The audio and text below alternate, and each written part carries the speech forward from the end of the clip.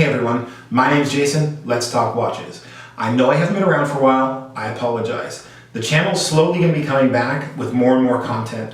I just needed to get this video out there because this is some massive news. The Swatch Group has officially pulled itself out of BaselWorld. That's right, in 2019 there will be no more Swatch Group. That means no Omega, no Hamilton, and a bunch of other brands.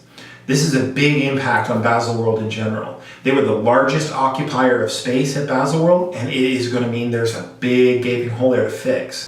Well, the question ends up being, why did Swatch pull out? Well, that's a really complicated question, but it has a very simple answer.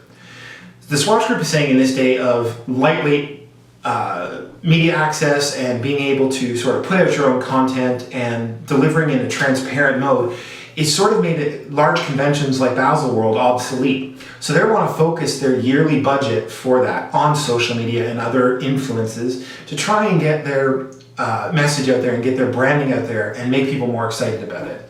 I don't blame them, to be honest with you.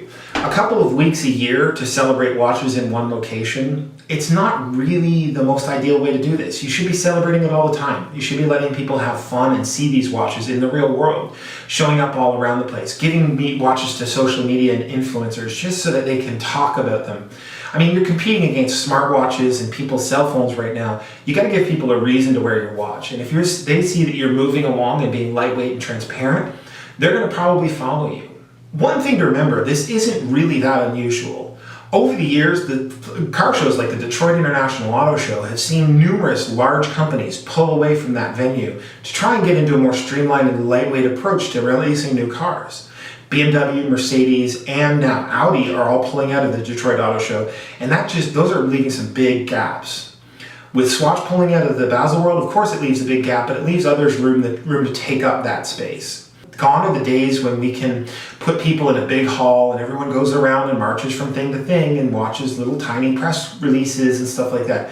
That's sort of the old way of thinking. We're getting into a new media kind of aspect. We need people who are going to be able to interact with the camera. They're going to be able to give their watch to someone who they may never have anything to do with watches in their life. I mean, if you can get your watch in the hands of a content creator who's passionate about their stuff, you can start to turn the tide on this whole digital watch revolution that's going on with the smartwatches. Now, I'd like to see a lot more people doing some of the approaches I've seen online with Kickstarter and other things where they're getting a lot of community input. People telling them what they'd like to see in a watch, not just you telling them what you want to give them. Let the people feel like they have a part ownership in it, and you'll be much more successful, I think, rather than going, this is what we do, this is what we offer. Swatch, while I got you here, I got a little question for you. How about now you're trying to change the way the Swiss watch industry does things in this whole BaselWorld announcement? Maybe you guys will start releasing a few more Abushes out there in the wild, like the Edda brand and stuff like that. I mean, it would be really a big shot in the arm to Swiss watchmaking in general if you guys would just throw some more movements out of there. I know it really doesn't have anything to do with what we're talking about here with the BaselWorld and the lightweight and transparency, but it would really, really boost the economy in Switzerland, and it would really, really make a lot of people happy if they could start getting high-quality watches with really, really good movements in them from really lightweight manufacturers who are able to turn around things really fast. I mean, I know it has nothing to do with it, but I just figured while I got you here, I might as well ask. I mean, how often do I get to talk to you guys like this? Seriously, you're hard to get a hold of. Anyway, my name's Jason. This has been Let's Talk Watches. I hope you've enjoyed the show.